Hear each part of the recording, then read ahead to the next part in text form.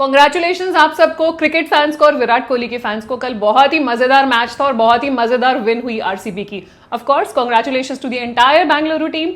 18 साल के बाद ये मौका मिला उनको जीतने का और बहुत ही मजेदार मैच था। मतलब जिसने भी वो मैच देखा I am sure totally enjoy किया होगा। और मतलब मैं क्रिकेट फैन नहीं हूँ, मैं मैच नहीं देखती रेगुलरली, बट जब कल पता लगा कि आईपीएल है और फाइनल है तो हम बैठ गए मैच देखने और एक एक बॉल हमने मजे से देखी, चौके छक्के, बड़ा एंजॉय किया। एंड आरसीबी को फिर से कॉन्ग्रेचुलेट करना चाहूंगी, विराट कोहली को स्पेशली। आज मैं आपके साथ शेयर करने आई हूँ अपनी इन्वेस्टमेंट्स की लर्निंग्स वो मैच देखने के बाद, कि कैसे क्रिकेट और इन्वेस्टमेंट्स में क्या क्या सिमिलैरिटी है और क्या लर्निंग्स आप अपनी फाइनेंशियल लाइफ में लगा सकते हैं। सबसे पहली लर्निंग, कंसिस्टेंसी। सो कंसिस्टेंसी एक ऐसी चीज है कि आप धीरे धीरे थोड़ा थोड़ा करके करते जाते हैं और एंड में रिजल्ट आपको बड़ा मिलता है। सो consistent efforts, regular efforts, discipline के साथ एफर्ट्स। तो ऐसे नहीं है क्रिकेट में भी आप जो लोग देख रहे हैं, जो फील्ड पे खेल रहे हैं, वो चौके छक्के मार रहे हैं, ऐसा नहीं है कि वो एक दिन में ही सीख गए कि चौके छक्के मारने हैं, एक ही दिन में सीख गए कि सेंचुरी कैसे बनानी है। बहुत सारा एफर्ट लगा है, कंसिस्टेंट एफर्ट लगा है, कंसिस्टेंट प्रैक्टिस लगी है,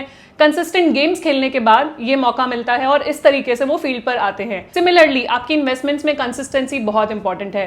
कंसिस्टेंसी का मतलब ये है कि आपको रेगुलर तरीके से इन्वेस्ट करना है, उस पर बने रहना है, डिसिप्लिन से इन्वेस्ट करना है। ऐसा नहीं है कि आज इन्वेस्ट कर दिया फिर एक साल बाद इन्वेस्ट करा फिर आप बोलो मेरे पोर्टफोलियो में तो रिटर्न नहीं मिला मुझे।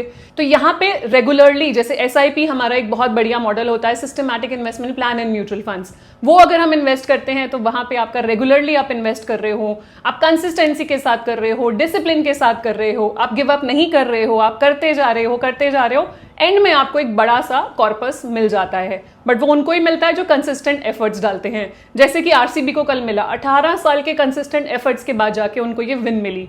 सो they totally deserve it. And आप भी अपनी इन्वेस्टमेंट्स में अच्छा कॉर्पस डिजर्व करते हैं, जस्ट कंसिस्टेंसी डालने की जरूरत है। दूसरी लर्निंग, स्टे इन्वेस्टेड। चाहे वो क्रिकेट है चाहे इन्वेस्टमेंट्स है। अगर क्रिकेट में भी अपना टाइम इन्वेस्ट कर रहे हैं, जो प्लेयर्स हैं वो कंटिन्यूसली अपना टाइम इन्वेस्ट कर रहे हैं, अपना एफर्ट लगा रहे हैं, सारा टाइम गेम को दे रहे हैं, सारा टाइम अपने आप को बेटर करने में दे रहे हैं, तो they are staying invested in what they are doing. So similarly investments में भी you have to stay invested. अगर आप बोलो कि मार्केट गिर गई, अब कोविड आ गया, मार्केट गिर गई, वॉर लाइक सिचुएशन होगी, मार्केट गिर गई, अब पैसा निकाल लो या एसआईपी स्टॉप कर दो, that will not work. You will have to stay invested for long terms. Returns उन्हीं को मिलते हैं जो लॉन्ग टर्म स्टे करते हैं। कहते हैं ना, मार्केट में रिटर्न तो है बट इन्वेस्टर्स को रिटर्न नहीं मिलता, बिकॉज इन्वेस्टर्स इन्वेस्टेड नहीं रहते हैं। अगर आप एज एन इन्वेस्टर इन्वेस्टेड रहेंगे, ये स्ट्रैटेजी अपनाएंगे कि आपको इन्वेस्टेड रहना है, कम वॉट में अपने पोर्टफोलियो को नहीं छेड़ना है until and unless scheme is under performing और एनीथिंग। अदरवाइज अगर आप स्टे इन्वेस्टेड रहते हैं, स्टे पुट रहते हैं, तो आपके पोर्टफोलियो में डेफिनेटली आपको ज्यादा रिटर्न्स मिलेंगे और जो आपका डिजायर्ड फाइनेंशियल गोल्स हैं वो पूरे होंगे। क्या होता है कि छोटी मोटी जरूरत होती है, हम म्यूचुअल फंड से पैसा निकाल लेते हैं, छोटा सा कुछ इमरजेंसी आई, हमने म्यूचुअल फंड से निकाल लिया। We don't think about it कि हमने किसी पर्टिकुलर गोल के लिए करा है। तो वो गोल तभी पूरा होगा जब आप लॉन्ग टर्म स्टे इन्वेस्टेड रहेंगे। Third, long term is the key. So long term, जैसे क्रिकेट में भी long term is the key. आप देख रहे हैं, अगर विराट कोहली की बात करें, कितने सालों से वो क्रिकेट खेल रहे हैं, एक ही दिन में फेमस नहीं हुए, एक ही दिन में लोग उनसे प्यार नहीं करने लगे। मतलब कितने साल हो गए उनको एफर्ट करते हुए, मेहनत करते हुए, उसके बाद जाके इस स्टेज पर पहुंचे हैं। तो long term is the key in everything you do. आपके काम में लॉन्ग टर्म की है। शॉर्ट टर्म में कुछ भी नहीं मिलता। हम बोलते हैं ना, ओवरनाइट पैसा बनाना है, रातों रात करोड़ों रुपए बनाने हैं, पॉसिबल नहीं है। Short term gains are actually वो लॉन्ग टर्म गेन्स नहीं होते। तो short term gains are not long term gains. वाह वाह, क्या बात बोल दी। तो आपको लॉन्ग टर्म गेन्स पे फोकस करना है कि लॉन्ग टर्म में आपके लिए क्या है। छोटे मोटे आपको शॉर्ट टर्म गेन्स होते रहेंगे, बट जब आप लॉन्ग टर्म पे फोकस करोगे कि मेरे को लंबे टाइम में, लेट्स से आपने एक गोल लिया अपने माइंड में कि मुझे घर खरीदना है 10 साल के बाद, तो आप वो घर पे फोकस कीजिए। ऑटोमेटिकली आपकी जो इन्वेस्टमेंट्स हैं वो ग्रो करती रहेंगी, कंपाउंड करती रहेंगी, तो आप लॉन्ग टर्म सोच रहे हैं। Fourth learning, don't give up. अगर आप 10 बार गिरते हो तो 11 बार उठो। So it is your responsibility कि आपको गिव अप नहीं करना है, क्योंकि गिव अप करने से जो आप चाहते हो वो आपको नहीं मिलता। कहते हैं ना, डर के आगे जीत है। एक्चुअली में डर के आगे जीत है। जब आप डर जाते हो, गिव अप कर देते हो, आपको लगता है नहीं हो नहीं रहा, डिमोटिवेट हो जाते हो, that actually doesn't help. Cricket में भी अगर आप देखेंगे कि कितने नॉक्स खराब जाते हैं, कई बार आप डक पे भी आउट हो जाते हो, या वाइट बॉल हो गई, या आपको लगा था ये तो चौका होना चाहिए था, छक्का होना चाहिए था, लेकिन कुछ भी नहीं हुआ, एक रन भी नहीं लिया, तो आप हताश नहीं हो जाओगे। आप ऐसे नहीं हो जाओगे, ओहो ये क्या हो गया, this is end of my world, सब खत्म हो गया, आप कुछ नहीं होगा, ऐसे नहीं होता।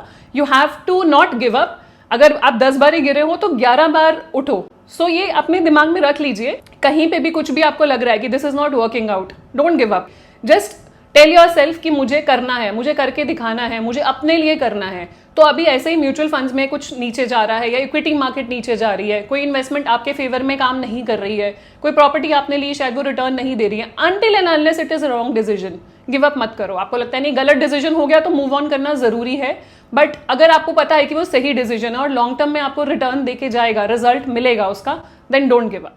Fifth learning, have your partner by your side. जैसे कि कल बहुत ही हार्टफेल्ट मूवमेंट था, जैसे Anushka was constantly cheering Virat Kohli and जब वो जीते सो विराट कोहली की आंखों में आंसू थे एंड अनुष्का ने उनको हग करा। So she knew Virat Kohli inside out. वो उनके पार्टनर है, वो उनके हमेशा उनके अच्छे में बुरे में साथ देती हैं।